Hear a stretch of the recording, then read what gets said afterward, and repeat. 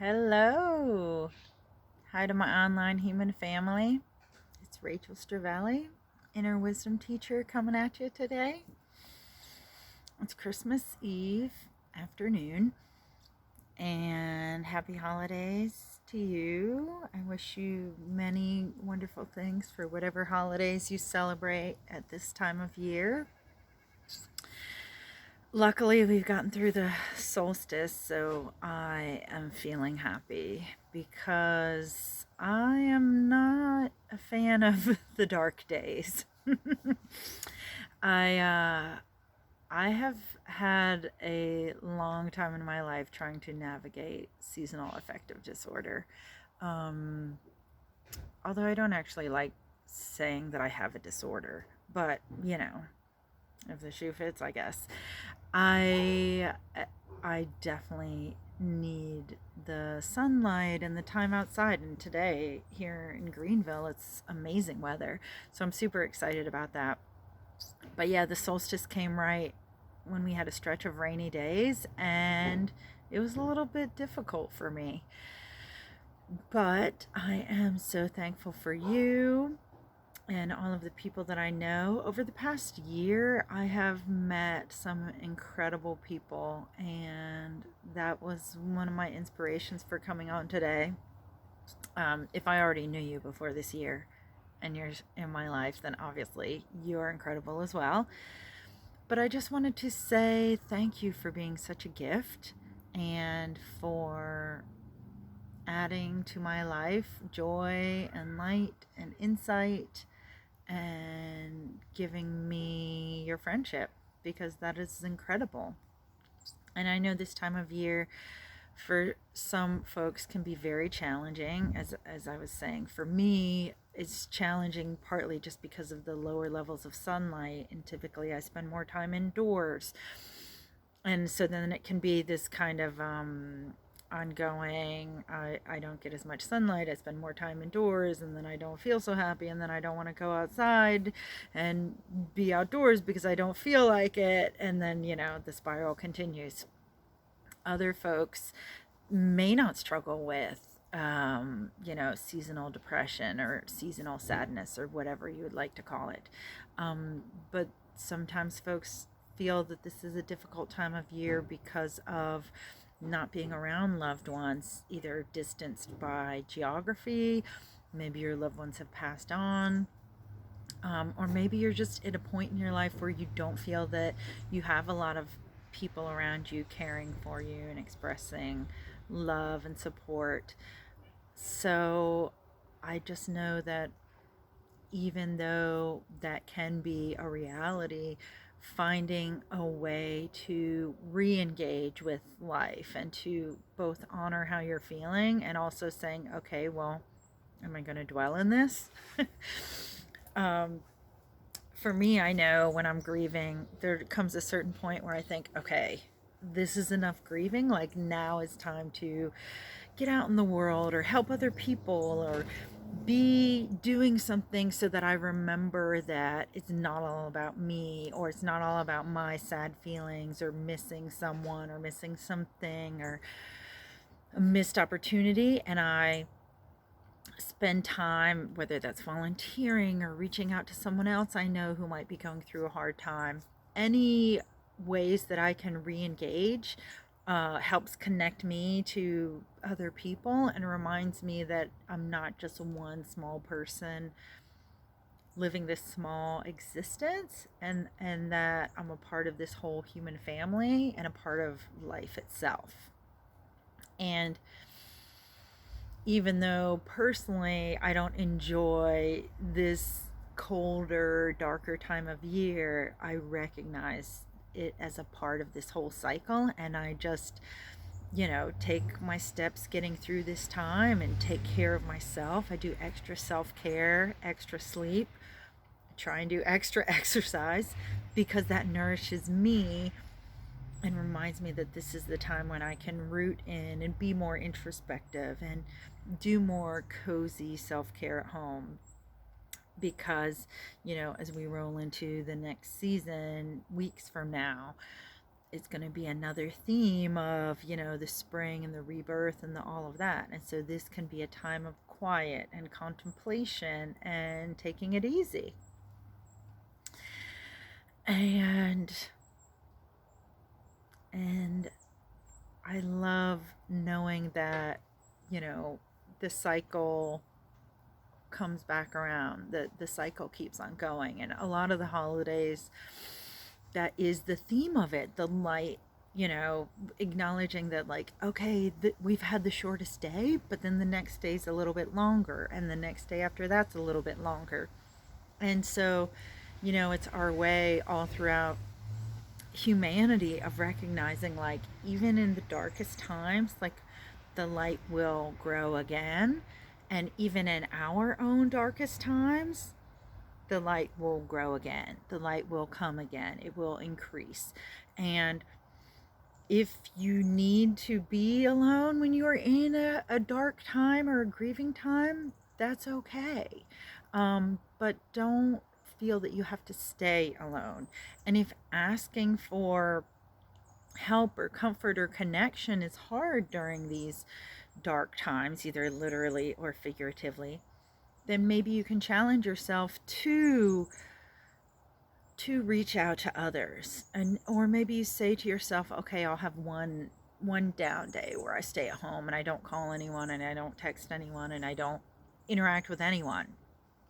But then you tell yourself, all right, well, tomorrow I'm going to get out. Tomorrow I'm going to text someone. Tomorrow I'm going to reach out to someone. Tomorrow I'm going to go look into a place where I can volunteer and help and remind me that I'm a part of all of the rest of this life.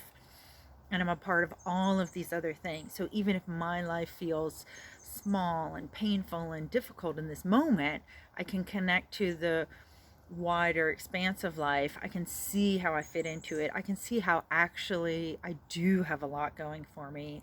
Ooh, hi, Aisha. I do have a lot of blessings in my life. I do have internet. I have decent health. I mean, I would say good, but there's probably people with better health. And I have all of these things. So even if you or I are going through these times, when we connect to others, then we can start to be reminded of all of the things that we can be grateful for and all of the gratitude that we can have.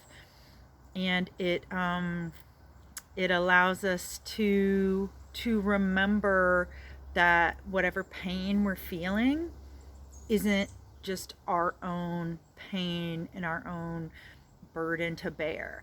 I met someone at a party earlier this week, and he mentioned that he had lost his mom, I think it was last year. And it hit me because I thought, oh, and I don't remember if I told him I lost my mom too, but it reminded me years ago of when my mom had cancer, and I met someone, or there was a custodian at school, and she told me that her mother had died and she had never recovered. And I was just like, whoa, that's really bad. I was like, I don't want to think that I'm getting into this thing that I'm never going to recover from. But I understand now that I think for her, or my way of seeing it is, it's kind of like it marks you or it impacts you. And then forever after, when I meet someone who also has lost their mom, it makes me think, we have that in common. And now I'm getting emotional. I can understand what you're going through because I've been through it too. And I mean, there are some people who are like probably thinking, is it really that bad to lose your mom when you're a grown up? Because some people, I mean, I know one friend, she lost her mom when she was a teenager. And yet I think if you have that loving connection, it's always somewhat painful. Was it 2 years ago? Yeah, about 2 years ago, I had a miscarriage, and it was sad, but also, like, pretty immediately as I started going through it, it just made me instantly feel connected to all the women I knew who had gone through that. And similarly with losing my mom, I just realized, wait a minute, you've gone through that, you've gone through that, you've gone through that. Like, we've all been there, so we all have a window of insight into the pain of another person. And while I'm never just like, woo, another tragedy, this is so amazing, I do now recognize when these things happen, even as I'm going through it, I think to myself, now I know what so-and-so has gone through. Now I can relate to this other friend that I have, or this other relative who has gone through that, because I have felt it too. And so whether or not you've ever had a holiday season that was difficult for you, which if you haven't, I'm just thinking, wow, pretty amazing. You probably have a way that you can relate to somebody else who's going through something. When I was younger and having holidays where I was the only single person in my family, I felt like, I just remember thinking, when am I ever going to have someone to bring home for Christmas? And it kind of magnified to me, like, the emphasis of, like, oh, there's nobody who loves me like that at Christmas time.